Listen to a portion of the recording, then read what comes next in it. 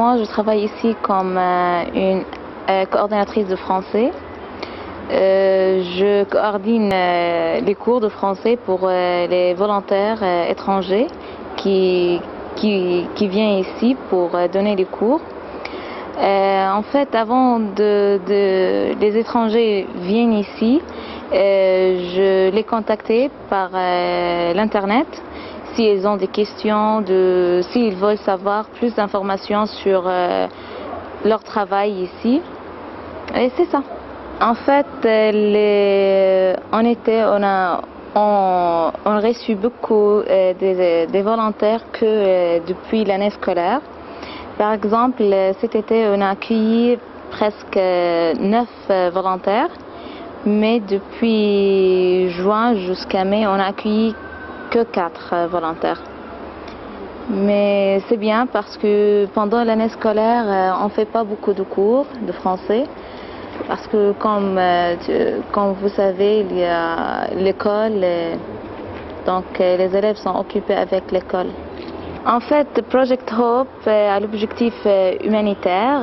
Il aide les enfants palestiniens parce que, comme vous savez, les enfants ici ont des situations différentes que les enfants d'ailleurs. Et elle essaye de l'ouvrir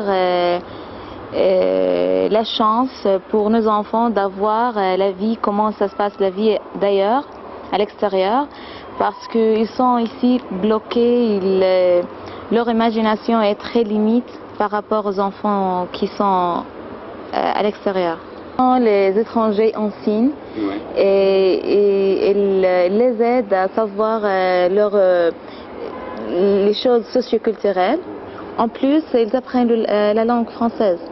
Donc, les deux sont importants. En fait, malheureusement, on est habitué de vivre comme ça, mais par rapport à l'extérieur, les gens qui viennent, ils n'acceptent pas de vivre comme ça. Mais c'est dur, mais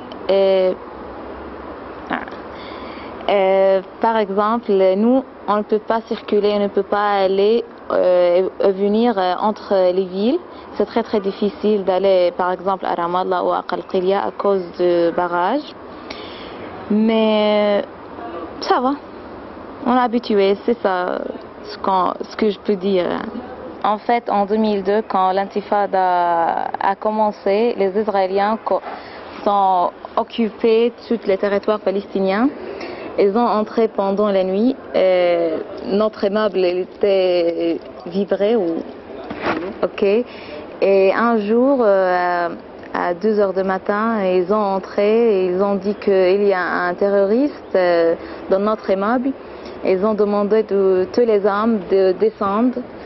Elle était mois de janvier, donc c'est l'hiver.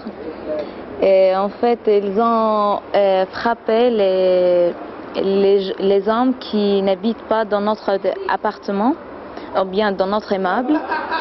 Ils le pétignaient dans leur dos et ils ont comporté avec les hommes